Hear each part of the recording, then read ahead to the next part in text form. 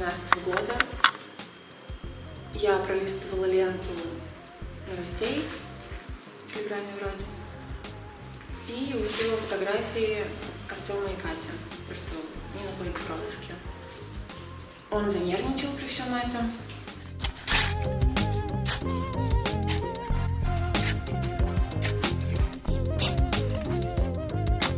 К версии, которую мне рассказывал Полтавец, вообще не было Иванкина, и он занимался всем один.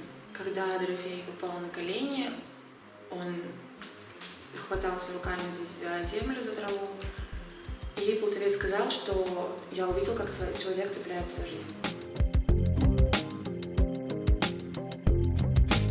Очень часто он резал себе руки, как-то раз он порезал себе ногу, потом зашил ее.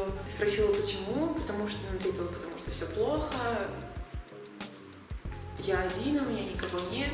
К фигурантам дела сети он относился очень отрицательно. Когда я читала какие-то новости о деле сети при нем, то все заканчивалось срезанием рук, ног, губ. Я думаю, он мог ревновать меня к Шакурскому, потому что мы с ним встречались долгое время.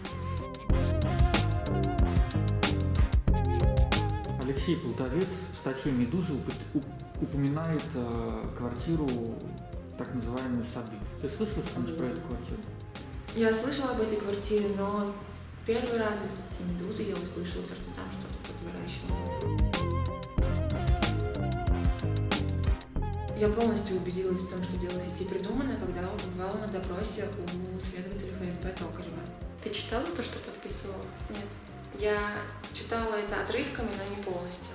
И в тот момент я не спала несколько суток, и я не понимала, что я читаю вообще. На допросе Токарев спросил меня, ездили ли мы стрелять. Я сказала, что нет. Он спросил, как нет? Сказала, да, ездили. Сколько раз вы ездили? Я сказала, один. И он показал вот так вот. Я сказала, и еще один. Вот примерно так учитывались мои показания. И показания, что я дала, не соответствовали действительности. Дело сети — это сказка, которую придумали ФСБ.